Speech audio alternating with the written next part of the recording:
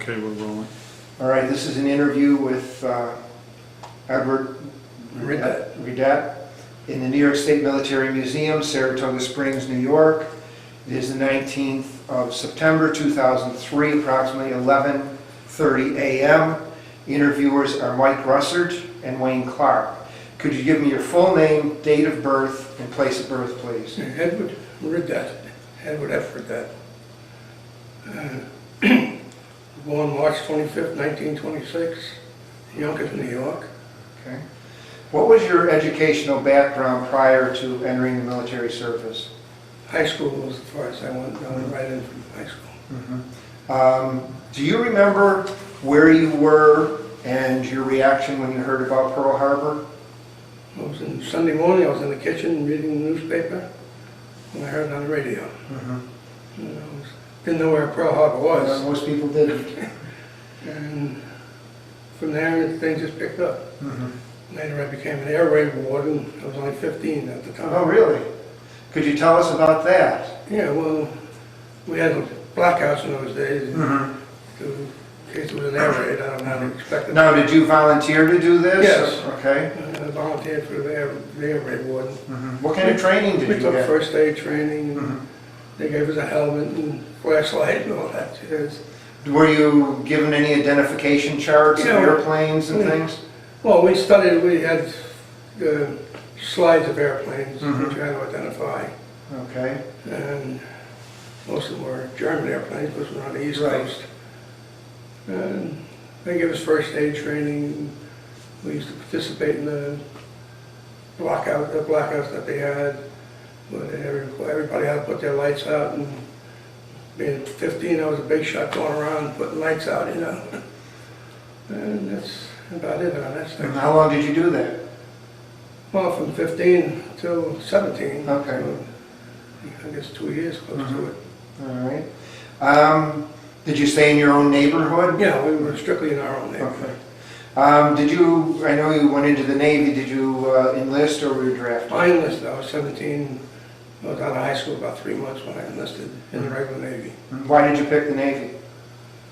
Just seemed most flashy, I guess. Mm-hmm. And my friend across from the next house and I joined together. Mm-hmm. Now your father had to sign for you then? Yeah, correct? my father signed for me. Mm-hmm. And took me right in. And Did he have any objections to you going in at all? not really, everyone was going at that time, you know. Mm-hmm. Like people used to say to me on the trolley, how come you're not in the service yet? I said, I'm only 17, you know. But that's the way things were in those Mhm. days. Okay, so when were you inducted? Well, I went on 9/15/43. Okay.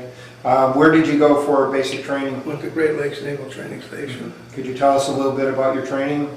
It was cut short. They originally had 12 weeks, and they cut it to 8 weeks at that time. And basically what they did was march, did some KP, and we went out to a rifle range one day and out whole training, took some longbow training, and some tied knots and things like that. Mm-hmm. It was very shortened stay there. Okay, after you went to Great Lakes, where did you go? Then I went to the University of Chicago, to signal school there, and learned how to be a signalman.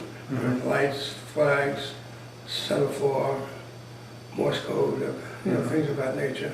How long were you there? Approximately three to 4 months. Was I out on, well, I went in November, I guess it was, and I came out in March. Okay. All right, after that, after being at the University of Chicago, where did you go next? Then we were assigned to the amphibious forces. In fact, the whole class went to the amphibious at that point. And we went down to Solomons, Maryland. Picked up, I was assigned to a crew down there. Mm-hmm. And we took training in Solomons on LCI 486.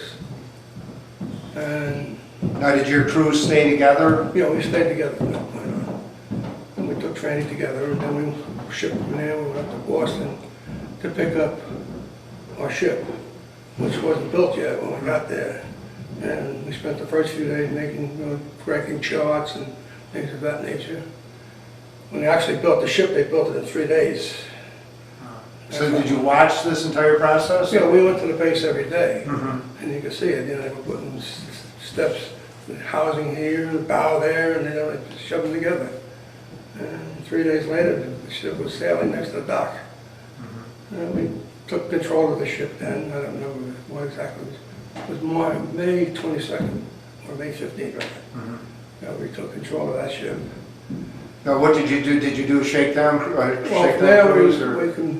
we went to, took some shakedown off Boston, then we went down to New York City for another couple more shakedown, then to Philadelphia to degauss our compasses and the ship and, correct our compasses and whatnot. And from there, we went down the East Coast, stopped at Key West to put ammunition on the ship, gas, not gas, fuel oil and whatnot. Then we went through the Panama Canal. And from there we went to the Society Island, which was Bora Bora. Took 18 days from the Panama Canal. And remember, we had a submarine follow us almost that entire trip. Every night he would surface over the coast. We think it was a Jap submarine, we weren't sure. But we were all small ships, so they weren't interested in us, I guess. They were more looking for us to join a big ship. Now, how many on your crew? We had 25 altogether. And what was your highest ranked officer? Well, Lieutenant J.G. The rest were singers, more ensigns. Now, what was your duty? I was a duties? signalman, right from the start. Okay, you say it as a signalman. Yeah, we had. Okay. All right. So, where did you go in the Pacific when you? And from there, we went to Espiritu Santo and New Hebrides Islands, just for stopping fuel. And from there, we went up past Solomon's Island, which had been secured at that point already. Went through Submarine Island, which was between New Guinea and New Britain, where a lot of ships and naval battles were fought during the early part of the war. And I remember one of the incidents we had there, we were on zigzag course at night, and it was a real pitch black night. And of course, we had 36 LCIs in a row with that group. And at night, 36 LCIs, we had never done that before. It was pretty hairy. But you had to go by the watch. You didn't make any turns until you hit the exact time on your watch. And we could see the big black form coming up against us, which was New Guinea. And we knew we were very close to it. And finally, we made our turn, but a couple of ships didn't quite make it, and they ran aground. That's how close we were. And from there, we went up, the first stop was the Admiralty Islands, which was Manus and Los Negros Island. And they were still fighting a little bit there, but it was very, more or less sporadic. And so we just anchored there and basically took on fuel again and whatnot. And then we made several reinforcement landings along the coast of New Guinea. And I don't remember all the names, Papua, I don't remember all the names yet. Naval, I think, was another. It was one end of New Guinea to the other, and then we ended up in Hollandia. And from Hollandia, we took the jump into Leyte, which was in the Philippine Islands. That's where they made it. We actually arrived about 4 or 5 days after the initial landing. We were reinforcement landing coming in. And from there, things got more hot. We had rare raids every day while there. Starting in the morning, they would come right through to the night. And this went on until, well, December was our first big landing there. We made we were supposed to go to Omaha to Mindoro, and the last minute they changed our landing operation to Omaha Beach, which was on the other side of Leyte. Because the Japanese were bringing in reinforcements in through Leyte to fight. And we were going around to cut them off. And so what happened is we made our landing, there was a Japanese convoy of 13 ships coming into the same beach that we were in. And we got in there ahead of them. But everything went smooth until we started to pull off the beach. As we started to pull off, that's when the first wave of Japanese planes started coming. And this went on for 10 hours. We had a battle there. I think they And what shot. kind of armaments did you have on your? We had 5 20-millimeter guns Mhm. and 2 50 calibers, that's all we had, Mhm. because we were landing force. Right, right. And the biggest thing on the Battle of Ormoc Bay, the biggest ship we had there was destroyers, because it was just a quick landing supposedly. And 2 of them got sunk. The Ward happened to be the first ship that sunk, that fired a shot after Pearl Harbor. They sunk a submarine there. Mhm. Well, they got sunk right next to it. And the Mayhem got hit and got sunk. And a couple others got hit, but not sunk. Were there any kamikazes coming in at that time too? The whole day. Mhm. There was something like 160 planes shot down that day. But the thing that really saved us was the P-38s from the Army. They came in, took them. Excuse me. That's okay.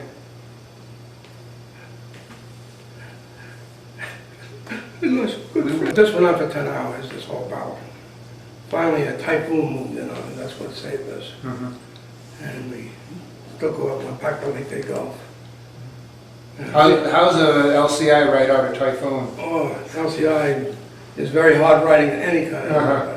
even on a calm sea. It Right. pumps. In fact, I tell you the story, we took Admiral Struble, who was the head of that operation. We just took him from one out to another. And I stood watching him that one night. He was a very nice man.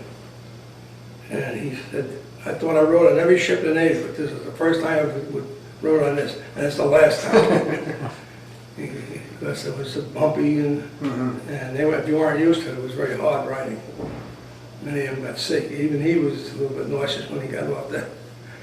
But we were sort of used to it. Okay. So anyhow, about a week later, we had the landing from Mindora, which took us about 3 days to get there. We went down through the straits. And the funny incident about that, a Jap freighter came around an island right into the middle of our 2 landing columns. And of course, they sunk it immediately right there. And they never even stopped to pick up the survivors, really. They just kept going. And we went around the island, went up to Mindora. And things were pretty hot up there for a while. Not as bad as Ormoc, but it was one of the few landings we had trouble landing. Most of the landings we made before the operation, before everything started.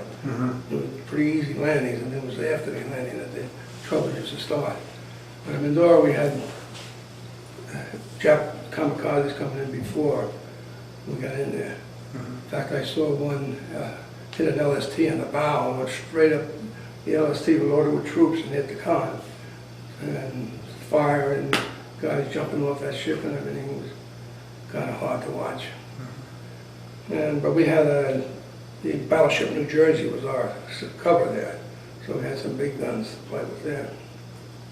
And we made a lot of other landings that we made almost every island in the Philippines. We went to Panay, Negros, Cebu. Cebu was kind of odd. That was another major action we had. Bohol, which was a strange landing. The mayor of the town drove up in an old Cadillac and met us at the dock as we landed our troops. That was the 27th Division. And they had a hard time after that. They ran into a lot of trouble and they had to bring in reinforcements for them. And I meant to say Ormoc was the 77th Division, which was the old New York Division. Part of the fight in 69th and World War II and World War I. It was the same division. 2 of the guys we landed got the Congressional Medal of Honor at that battle there, or after the battle. And Cebu was hard, as I say. We had some ships sunk there. And mostly just going back and forth to these different islands. We were Mindanao, Palawan. Did you ever get to see MacArthur? Oh yeah, we saw him in Lake. We were under MacArthur. Right? Yes, right. MacArthur's Navy. Well, he was Army. Yes, I know that, but there was a Central Division and the South Division. We were in the Southern Division, which was under MacArthur. The Central Division, where they went through Anawee and Iwo Jima and all that. That was under the middle of the Central Division. And that was under the Navy, but our group was under the Army, which was MacArthur. Did you have any opinion of him at all, or Yeah, we didn't particularly like him. why was that? He was sort of tough on him, you know, and he just wanted what he wanted and he didn't care how many troops he got killed or anything else. In fact, we had we landed our troops on Walmart. We had one of the army guys going ashore, had his arm in a sling. So we had the flotilla doctors on our ship, and he didn't want this guy to go. He says, you can't even hold a rifle. And the captain says, he goes like everybody else. And he went ashore with everybody else, with one arm and a cast. So that's how they fought under MacArthur. And they used to show pictures of him making the landings, but he wasn't there most of the time. Those were made later. And some of them were actually taken up on a lake in New Guinea. And they took some of the pictures of supposed landings of him. So we didn't particularly kowtow to him. I saw him in Leyte. Back in Leyte, I saw him, he was sitting on a porch with Admiral Nimitz and, what was it? And the other admiral, one of the other admirals was sitting on a porch. If you were a sniper, you could have picked out half the operation out there. Was it Halsey, was it? No, it was Halsey, Halsey. And they were sitting all there talking on the porch with a couple of guards around. That's all they had, MPs around there. But basically in the open, you know, weren't even secured. You just walked by and just picked them right up. But they thought the world of them in the Philippines, you know. Yes, yeah.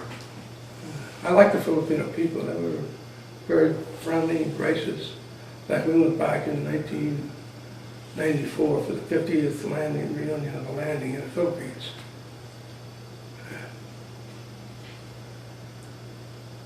Excuse me. That's okay. But some of the funniest things that happened to me around Leyte Gulf was, I remember the one Christmas, the first 1944, we were trying to listen to a Christmas program on the Armed Forces radio, which was put out on a ship called the Apache, and they would get underway in the harbor when they would broadcast. The Japs were trying to locate that, to blow it up. And they had a Christmas show planned. Well, every time they would start the show, Jap planes would come over. So the guy said, well, we're going to finish this program if it takes till next year. Well, it took about 72 hours before he finally finished that program. Because every time he started, they had to stop, you know. And we used to listen to Tokyo Rose, and she said, we have that station spotted, and we're going to take care of it tomorrow, and that's the end of that station. And she would go on about it and ramble on about that, which was quite interesting to listen to. I was young and not married, so it didn't affect me, but some of the older guys, I guess, would affect a little bit. Because he used to say things about your wife is around with these 4 of us in the country and going out and enjoying herself while you're out here and things of that nature. But she also had the best music and the latest music out of the U.S., so it was fun to listen to. And during our stay there in Leyte, we used to also, one of our other duties was to lay smoke screens around the ships during the air raids. Anytime there was an air raid, we'd have to get underway and lay a smoke screen to protect the carriers and battleships and whatnot that were in the harbor. And they hated that because our smoke used to leave a thin layer of oil over everything it hit. And that meant they had to clean up the ship the next day. So they used to curse us every one went by, and we used to say, well, we're saving your life, you know. It was funny in a sense. At Christmas also, we didn't have any fresh food on our ship, so one of our guys went out to the islands and negotiated with a Filipino for 32 chickens, live chickens, which he took on board, and we cut their heads off and cleaned them up, and we had chicken for Christmas that year. And that was one of our biggest problems at LC. I was running out of provisions because we didn't have that much room for Phil. Now, did you have a galley on? Yeah, we had a galley. Yeah. Oh, yeah, obviously you must have. But, you know, you had a small freezer there and didn't hold much food, so you'd meet a supply ship every month or 2 or 3 months and load up with everything you could get on board. And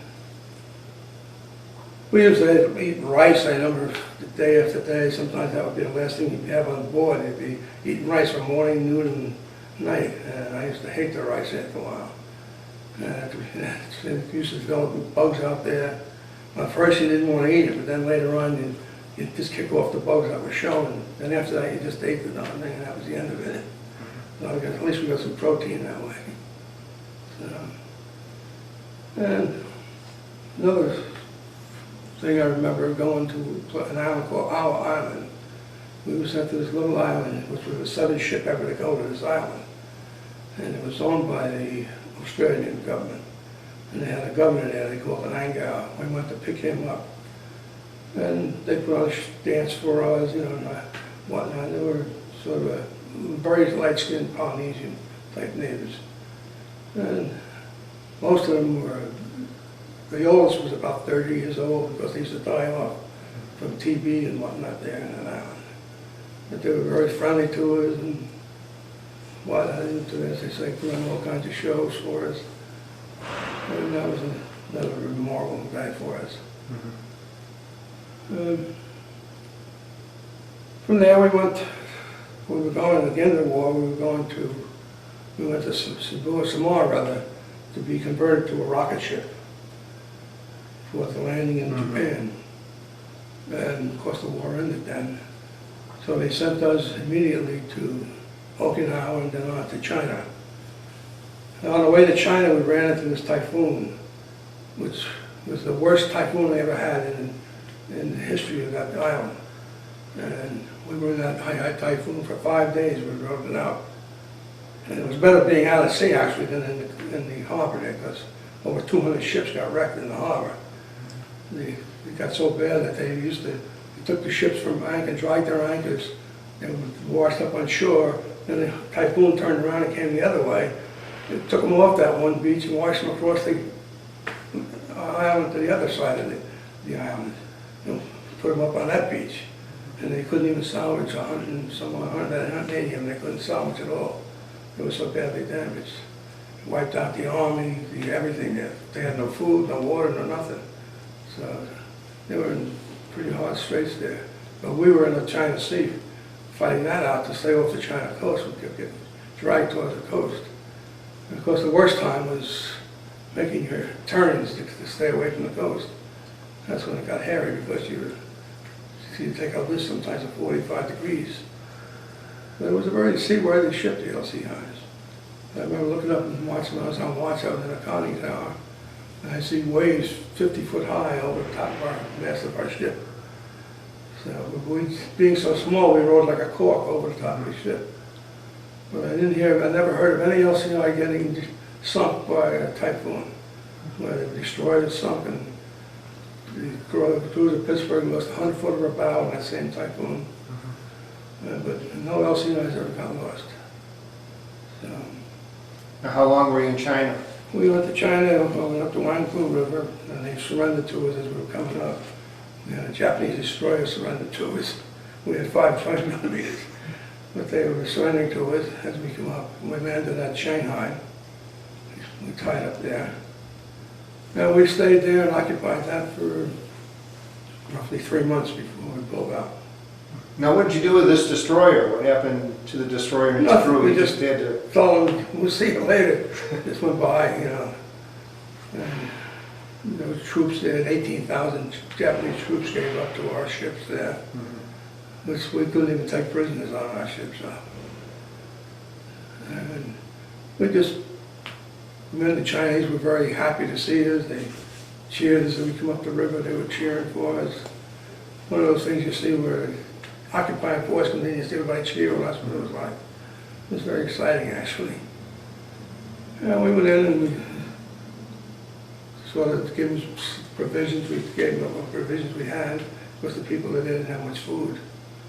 And in fact, I remember we got friendly with a Jewish baker who was a Russian Jew that had come from Russia and emigrated to China. And he was a great cook. So he made a deal with us. He would cook for our ship, and we would give him what food he needed. And he made a lot of baked goods and everything for our ship. He was a great cook. And it worked out well for him and his family and for us too.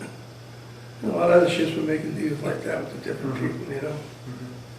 So it was very interesting. What were some of the things you did while you were in China? Drink. And that's about it. We went to the bar every night and we were on Liberty. And in fact, when we went back, we went to China after one other time when I did my company business. And we stopped in the same hotel where I used to go to. And I was telling her this is where we used to go and all that. And we opened the door and there was the same bar that we used to drink at. It was still there. Because they didn't drink in China that much. You know, they didn't have bars and anything like that. But that bar was still there, but it was just like the way it was when we were doing the war. So that was interesting. The Chinese were very, they wanted to find out, because they found out, you know, I had been there before, so they all came up to talk and they wanted to find out what it was like and things like that. They had a lot of trees there, which they didn't have in our day. There was a lot, I remember there was a lot of bodies floating down the river there. They used to bury them in the river sometimes because they didn't have any money. And they'd float, and sometimes they'd catch it between your ship, the bodies, and you had to, they would smell, and you had to go in and you had to lasso them sometimes and take them, pull them out and cut the line and then float down further. And we didn't see any of that when we went back to China the second time. From there we were relieved. By this time people were getting out on points, so we started to lose part of our crew. At this point, we picked up new kids that didn't know anything about ships or whatnot. And we took it from there and we went back to, on the way back we stopped at Saipan on Christmas Day, we stopped there. And we went from Saipan to Hawaii. And we had, on the way to there we had some rough weather and we broke one of our main seams on the ship. And we had to stop in Hawaii and have that repaired. We also lost 2 of our 8 engines on the way, but they were too far gone to repair, and the skipper didn't want to wait to get them replaced or anything. So now we had 6 engines when we left Hawaii to the States. And by the time we got to the States, we were down to 2 engines, because we lost some more on the way. And the skipper wasn't a very good navigator. But he knew we couldn't miss the U.S., so we had no problem there. And it just so happened, we came in, we saw the coast, and there were some fishing boats out there. So we come into the fishing boats to find out where San Francisco was. And it was 25 miles north of us. And then we got tangled up in some of their nets, and they weren't very happy about that. But we went up and went into San Francisco Bay there. As we dropped our hook, we lost the rest of our engines completely. And we had no power then. We started to drag anchor, and we dragged anchor right into the Golden Gate Bridge there.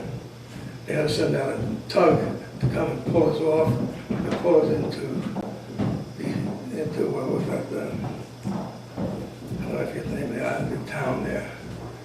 But it was right at the foot of the Golden Gate Bridge. There was a little Navy base there, and they tied us up at that naval base. Presidio? Presidio, yeah. And they tied us at the naval base. And we started to work towards decommissioning the ship there. And from there, they took us up to Mare Island, and we decommissioned up there the ship completely.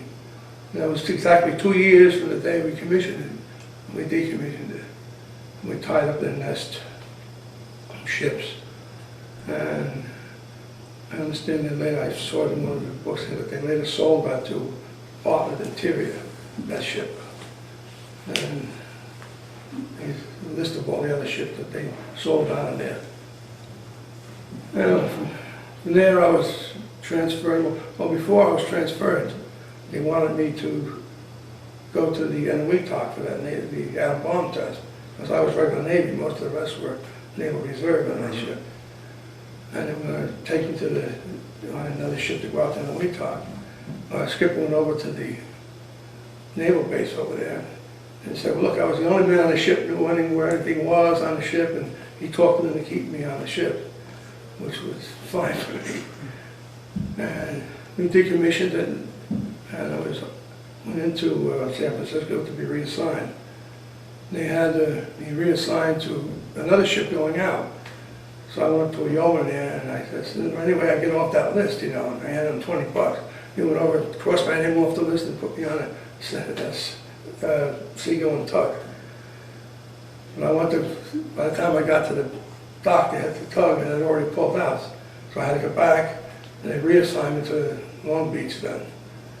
And I went to the Naval breakdown there for 10 days, and that's where I was reassigned to. And fortunately for me, they closed up that brig and transferred all the prisoners over to the Marine brig. Then I went on 2 LSTs after that to be decommissioned, both of them. And from there I went to a PC, was down in Long Beach. Never did leave the dock with it.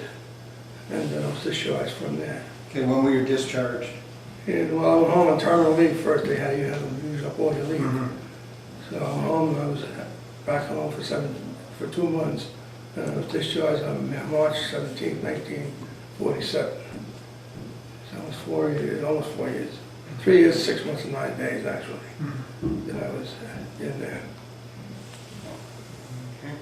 Did you remember where you were and a reaction you had if you had one on the death of President Roosevelt? Well, I actually was on watch, and I took the message. Oh, okay. As a son. And it was a big shock to us. How about the dropping the atomic bombs? Do you know? We were happy about that. Reaction? We were very happy about that. Our next landing was Japan, and it would have been very hard down there. As we read later, it would have been harder than we even thought.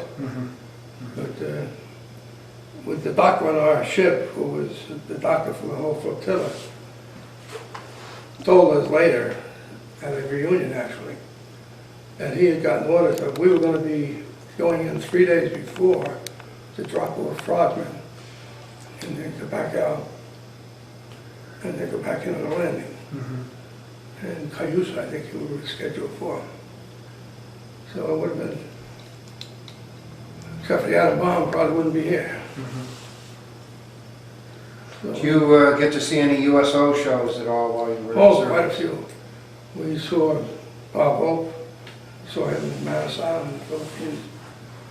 So like Joey Brown had a group, Kate Kaiser had a group, Elza Poppin once they had put on a show. And there was a couple other small ones.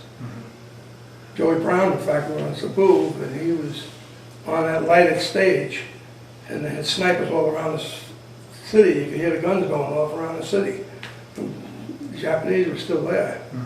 And he was up there in front of all the lights and everything, put on the whole show.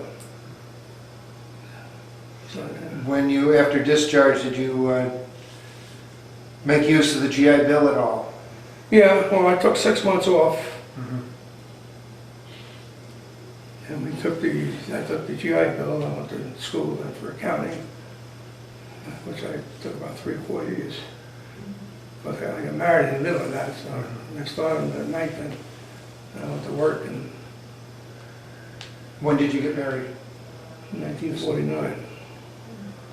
Okay. Did you ever use the 5220 Club? Oh yeah, 6 months of it. Okay. Did you join veterans organizations ever? I joined the VFW. In fact, I joined the VFW overseas. And they just assigned me to a post when we got into the Yonkers. And I've been a member of the VFW just ever since. I know that you said something about reunion. You've attended reunions? Yeah, we had our first reunion in 1940, You're talking about the LCI? no, our own reunion, ship union. Oh, It was 40 years after, so 40 years. about 1987 or 80 something. 84, I think it was. It was 1984. We had our first reunion. And 14 men showed up. And that group, And the rest which were- most of them are dead now. Did Do you stay in close contact with anyone? The skipper of the ship I meet in Florida every year, No? and the motor machinist I meet in Florida every year. Mhm. So we always get together. Okay. How do you think, did you have any questions? How do you think your time in the service changed or affected your life? Well, completely. I had no teenage life, actually. Because teenage was spent in the military. And I grew up in there, actually. In fact, I gained 3 inches in height when I went in. I grew from 5'6" to 5'9" in those 4 years. Okay. Now, you had some photographs and things you want to Yes. show us. This is the album we made up. Could you show us that calendar first, you fellow? Oh, we can't reach it. Oh, right. Step from the camera.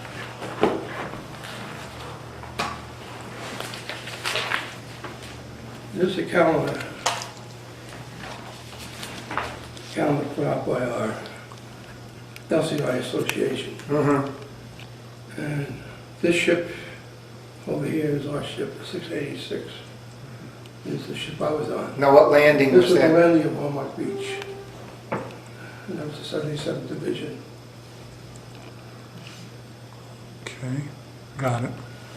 And this calendar lists all the battles of what the Pacific just about. Okay. And some of the landing. Now, if you wanted to show us some of the photographs, if you just held them up, Here's a picture of me and the first one in. just like that, it'd be fine. That's a nice picture. Now, okay, that was taken in 1943. Okay, got it.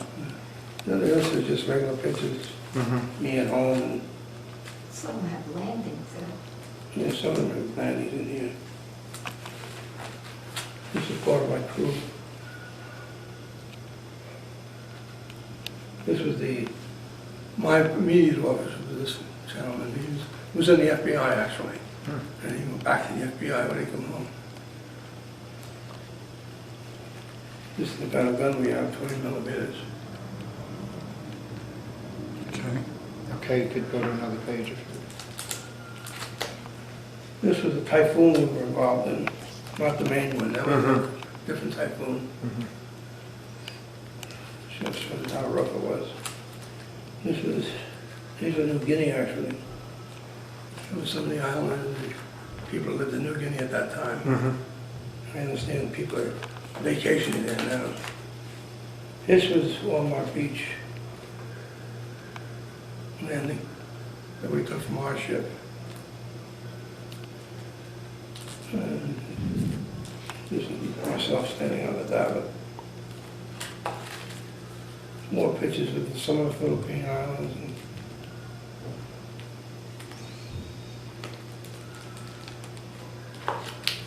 this is a ship sunk at Cebu.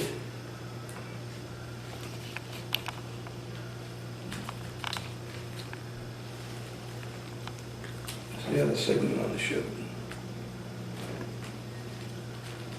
This was all Cebu.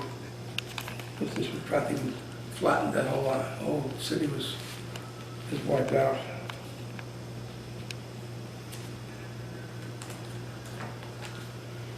This was Filipino money, and I got Japanese money and whatnot. This was landing in Negros, I think.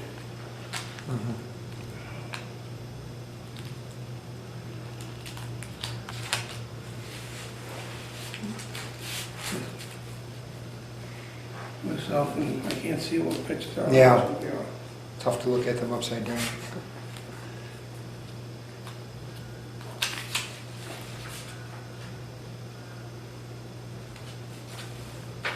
It was a good ship.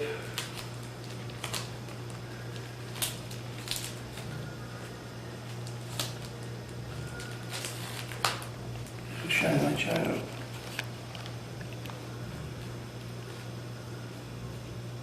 Did you notice a lot of change there from when you went in Quite a bit. 45 to? Much cleaner. Because when we went there, I used to go pick up the mail. And they used to have bodies all over the street that died during the night, and they'd come around and pick them up in the morning, get rid of them. You didn't see any of that when we went back. This is the jungle paper they put out there.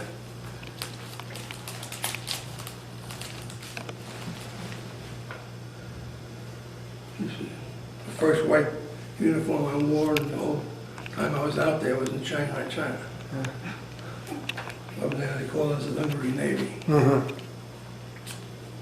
So you wore dungarees almost all the time? All then? the time. Mhm.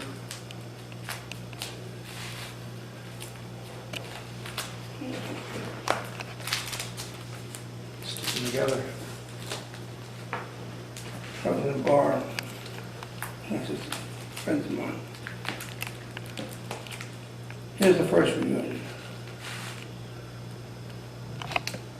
Where are you in that?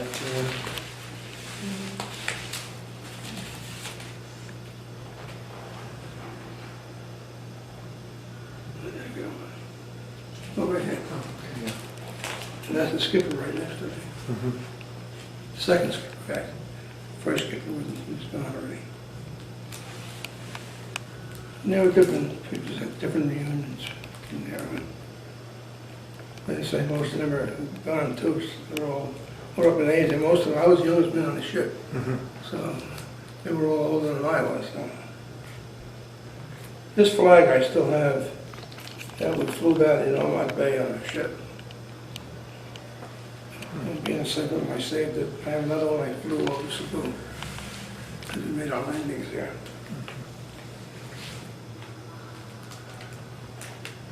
And that's just all the different reunions we had. Okay. Well, thank you very much. Yes, thank you.